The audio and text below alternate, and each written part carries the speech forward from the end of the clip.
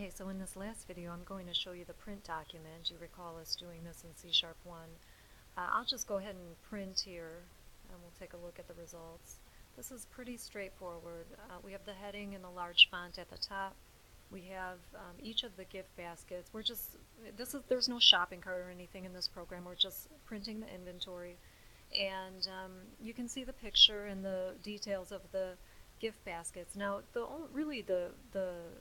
curveball, as I said before, is the contents. This is from that little contains array, which is the instance variable that is an array containing the items that are in the gift basket. So we'll have to do a little bit of maneuvering to get this part in place, but for the most part it's pretty much all you've seen in C#1.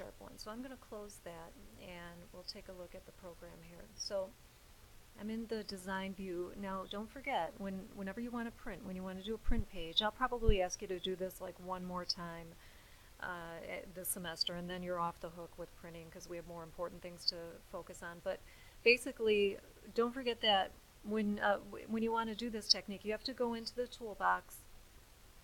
Here we have the printing category, and you want two things here. You want the print document and the print preview dialog. Those two things you're going to drag and drop onto your form, and they will go into the component tray, as you see here. So I'm going to double-click the print document.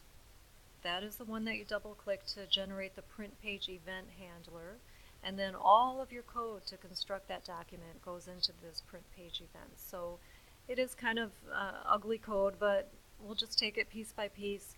We're creating a bitmap. This is going to be for the picture, of course. A couple of font sizes. You saw the heading font, which was a larger font, and then the small font. And then look at this. I think we've done this before, where I'm setting up X and Y variables to kind of keep track of the cursor, the print cursor, where we are, and I've initialized them to the margin bounds of E. E is this is E here, our little argument, parameter variable that contains all kinds of options related to this particular event. So we will say, or the print document I should say.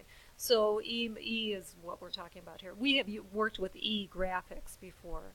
Remember, I used to draw the little artist on the board with the palette and the pencils and the brushes. So we have looked at E before. So anyway, here I'm printing using E.graphics draw string, I should say, which is the heading here. And you know, you can just use this as a code model. I'm not going to go through every option, but create a brush, always provide the X and Y coordinates, and just construct your document from the top down. That's pretty much the best way to approach it. And then once the heading is printed, I'm going to advance the Y cursor, so I'm moving down in the document. And now I'm ready for the baskets themselves. And so I'm looping through the array of baskets, drawing the bitmap, keeping track of the X and Y cursor, the bitmap image that is, drawing the name of the item, the basket name, drawing the price and the shipping time. All of that is pretty straightforward. We've done that before. It's here that things get a little hairy in this example because we have that array within an array, the array of contents within each basket. So here we have a nested loop. A loop within the loop. So within each basket, I'm going to have to loop through the contents and print those.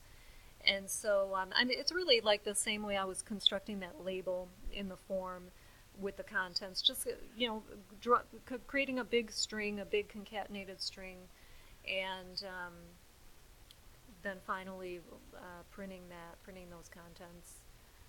Where is it? There it is. Finally. Printing the string that is created within this loop here is pretty much the last thing we do. Okay, so that's basically it. And then one more thing. This is that last, when you want to actually launch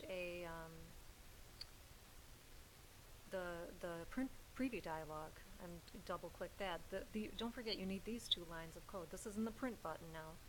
And you have these two controls in the component tray. The print document, print preview dialog. In this line of code, we're hooking those together. We're like introducing them to one another and saying, okay, you're the document for this dialog. And then finally, the show dialog is going to display that print preview dialog. That's it.